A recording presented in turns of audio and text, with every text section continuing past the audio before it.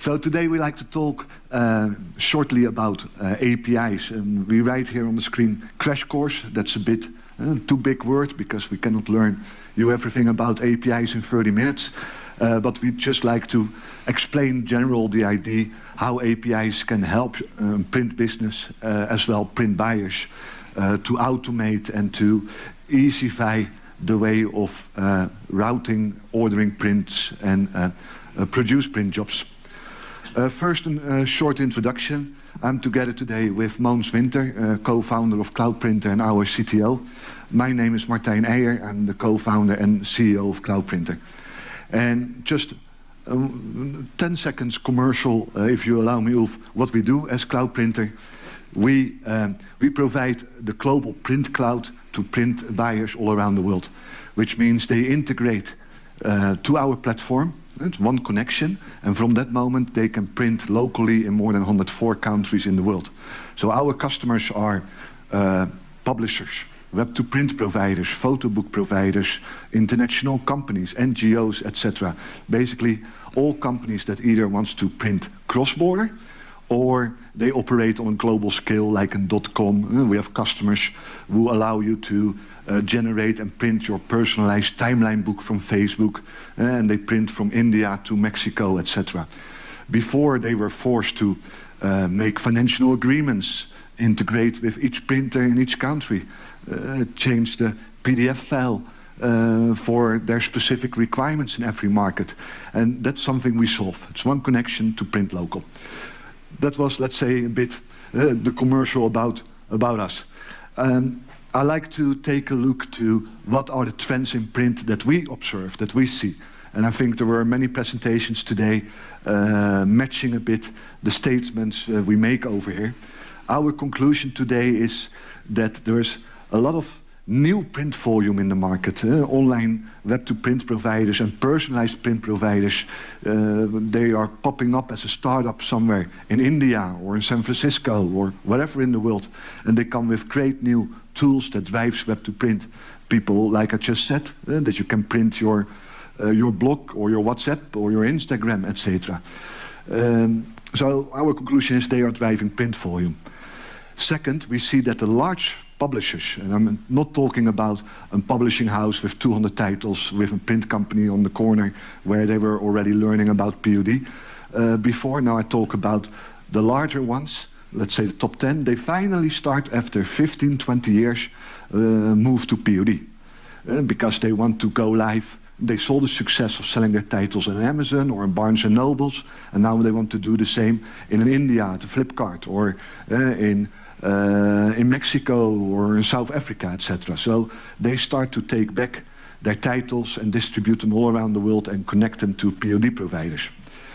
At the same time, we see that end customers, so let's say the final consumer that gets the print product at home, they are demanding fast and free. They are used to Amazon, they are used to Amazon Prime, that you have it the next day at home. So if I'm a consumer and I order something of the photobook.com and it's printed in the UK and it will be in 6 days in the Netherlands, that doesn't work anymore. We also see that large print buyers start to skip the economies of scales in print. So before they were bundling volume, getting a low price, they made a 5 years agreement with a print house and they get a very affordable price. That doesn't work anymore because they are rewarded or disrewarded by their customers on the fact how much carbon emissions do you produce, how much do you ship our goods throughout the continent. So please print local, be green, environmental friendly. And then we see as the last trend that the startups which I mentioned in the beginning, they don't get angry, but they don't like to talk with print houses simply because they don't understand. They are either nerds or they are developers or whatever. So what they like to have a clear documentation. How can I connect to your print house? How can I submit orders? How will I get and learn information about the production status? They like to have software development kits, SDKs as we call them. So that's a bit what we see in the happening in the online world regarding traffic to print partners. Then if we take a look to the print industry, and of course we are taking this a bit black and white, but we still see a lot of legacy IT, and we see a large focus on workflow automation and IT insight.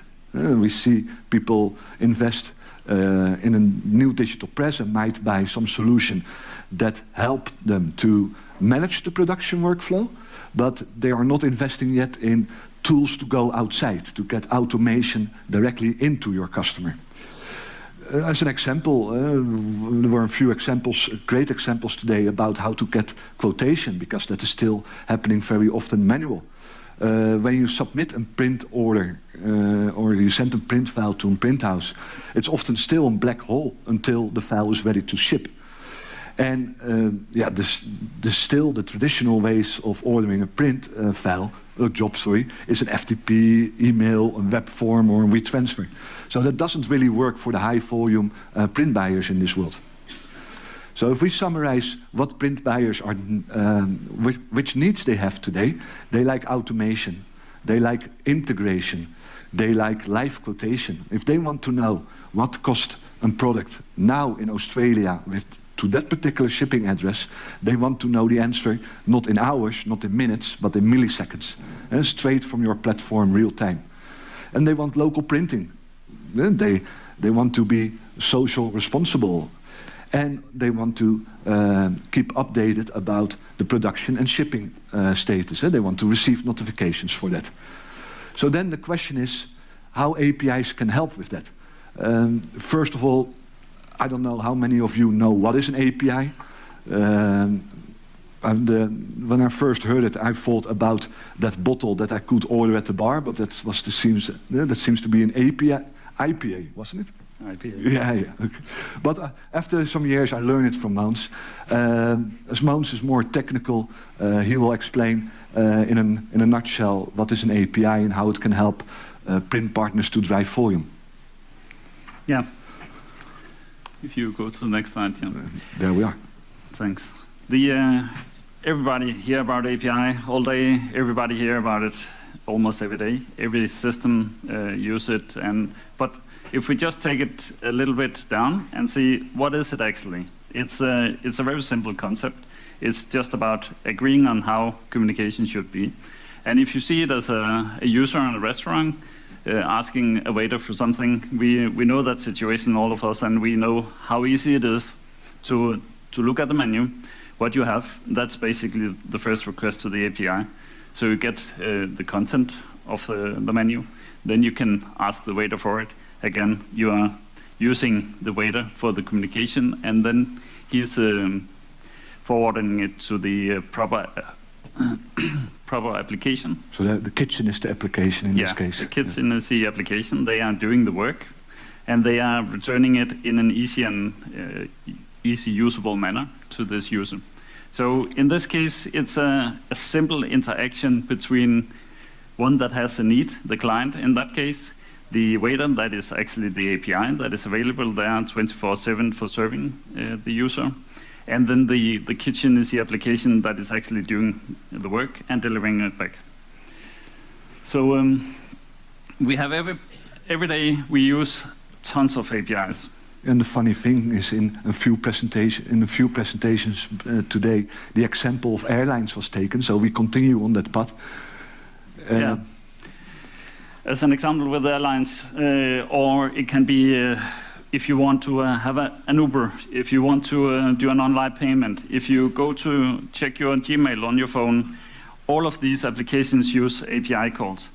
It's the authentication whenever you log into an application. If you use your Google account to log into to some other system, all of these are API calls. So it's every day, and we use it all the time. So basically, APIs are, just to clarify, a way to connect a lot of different platforms to each other without complicated coding, but simply pre-advanced. Oh, that's there. Line. Oh, I didn't know that phrase. Sorry. So, no, the APIs, they define easy to use and easy to understand interface between applications. So one application programming device can integrate up against a different application by having a data set that they can use, methods that they can use, etc.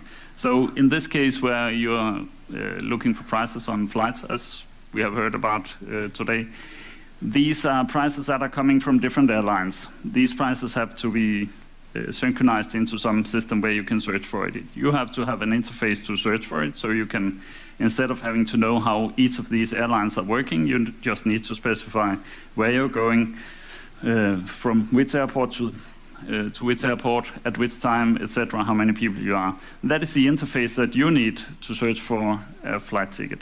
And the rest of it, yeah, there are applications behind it, other APIs behind it. And it's very common in these cases that it's not just you asking one API. The APIs are asking additional APIs. So it's the interfacing that we are using for everything, and we are building up more and more complexity and functionality on top of these APIs. And it enables us to start from something that seems to be a completely impossible task of creating a website, as an example, where you can search for a flight ticket and book it. But it's ending up being a complete,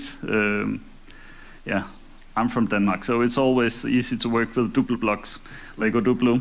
So whenever you have an API, think of it as something that is easy to build on and easy to stack. And when we do that, we remove a lot of the complexity in actually getting the prices. We just know that we can ask for the price, and we can expect to get a price, or we can expect to get a rejection if there's no price. And when we get to that level, it's much, much easier to work with in the integrations. So what we have seen over the last years is that large print buyers are moving to full integration into an automated platform. And I think you can give some examples here, right, Mats? Yeah, I would say the reason why we have the APIs is actually to make integration that is easy and to work with, and that is streamlined. And in the old days, we had to bring our print jobs on a floppy or on a USB. Then later we could push them in to an FTP, but an FTP is not an interactive thing. An FTP is just a kind of a dead drop. You put in the file and somebody else have to pick it up. The web-to-print portals, that is a good step in the right direction, because there at least you can get a confirmation on the order and they can check the content, etc.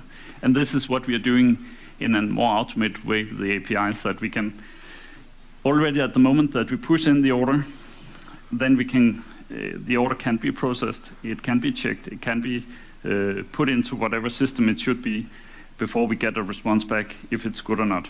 So there's an instant confirmation on the request that we are doing. Like if we go back to the example with the waiter, you ask for something specifically, and if they don't have that at the restaurant, he will answer you back saying, sorry, we don't have it. The same way we can do with the APIs. He can also come with a suggestion on how long time it takes for the cook to prepare a certain thing. Again, we get a response on our request. Let's say we push in an order to a print API. We get a response back saying, yes, it's possible to do, and the cost will be this, and the production time will be that. So we get, instead of just pushing into an FTP, we actually get something that is much more valuable to us and giving more information. So it's a real two-way exchange of information rather than just throw something over the wall and then let's see till when it's done. We think it's the right moment to start to offer APIs to customers of print houses, and we think it's the right moment for print buyers to really adopt APIs and implement it and connect to their ERP or their e-commerce, whatever platform they use. A lot of print buyers are replacing over the last years and will replace over the next years a lot of legacy software solutions that they were running on.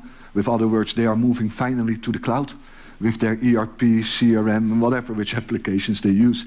And often all those cloud solutions offer APIs. So it's absolutely the right moment to start to work with that. One of the things that we have done as Cloudprinter over the last years is we have built a solution for print houses to easily accept orders from anywhere in the world via a platform by building a plugin for a focus switch. I mean, feel free to talk to us anytime if you want to learn more about that. But in essence, it enables print houses to plug into our platform and receive print orders from print customers all around the world. No matter if it's from a print customer in Australia, Mexico, whatever, it doesn't matter. Our platform will route it to the particular print partner. So that is our API that is what we think about APIs in a nutshell. We tried not to be too much technical, but if there are technical questions, Mogens is more than willing to answer them. Are there any questions so far? Payments? Yeah. Payments for the service.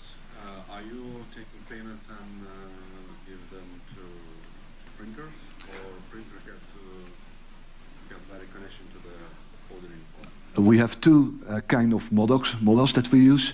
We have print partners who say, we just connect to our platform. We deal with the customers and they are receiving the jobs as a print partner.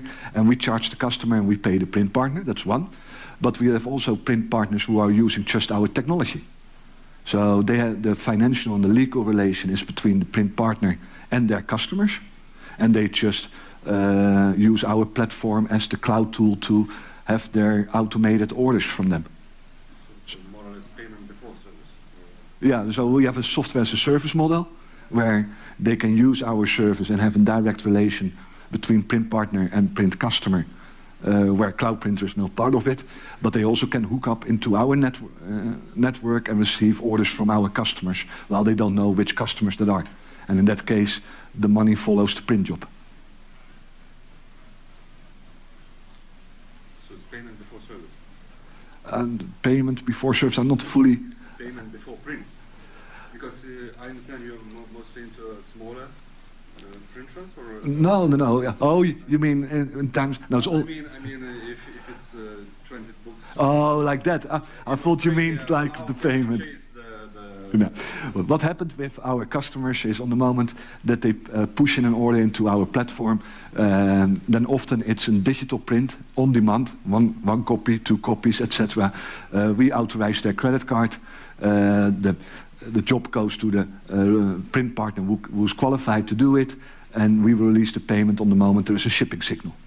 So that's a bit how that model works. I saw someone else with a question.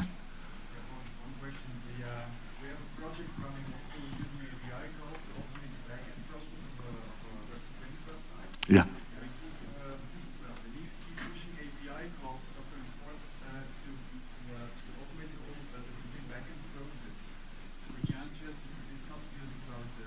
No, then you should use Cloudprinter because we offer that.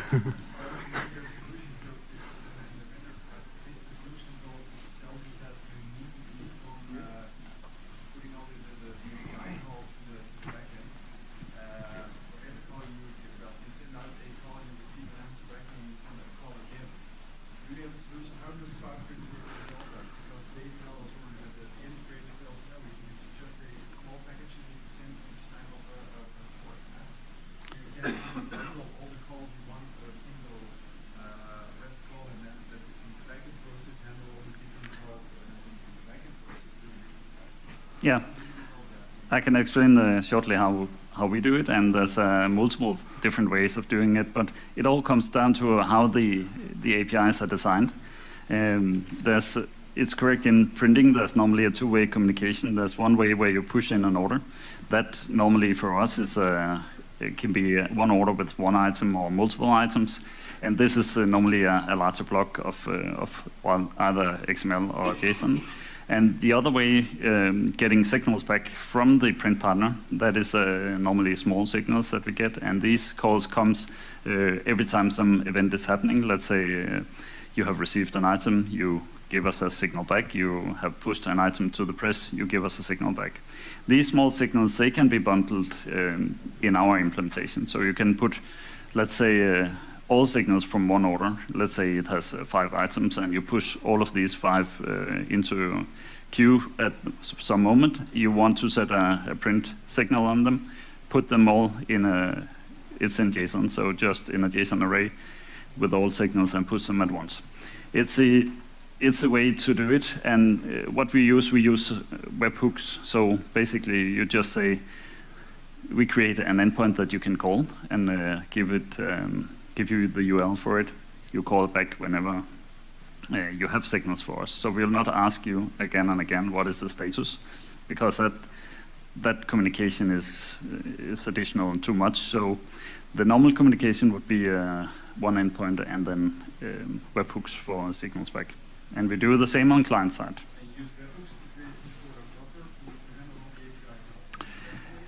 If you are a print partner, then you would you have the option of sending them in bundle. When we process them, we can send signals to multiple different endpoints or webhooks at the time that we are giving it to the client. So maybe they want it in one place for triggering the mail to the customer that now the order has been shipped. Maybe they need it to update a system somewhere else. So we can have multiple directions. Therefore, we call the signals individually. But as these aren't just status updates. They are extremely small, and this is by purpose. We don't want to send more data and cause more processing than needed. Does that answer your question? Good. Thanks. Any other questions? No, then I think then we are... So clearly, guys, I mean, this is a big subject, right? And there are many angles you can attack this on. And when we asked these two gentlemen to talk about this, we realized that when they have their wonderful solution, but they also are working with APIs for a long time and has vast experience on this. So please talk to them if you have any questions. And they are here for that, right? And absolutely. Another question. So we actually have a break now again, because we realized in the afternoon that you thought after technical stuff. After some technical stuff, I think. Thank you very much. Big rounds of applause, please, for the gentlemen. Mogens and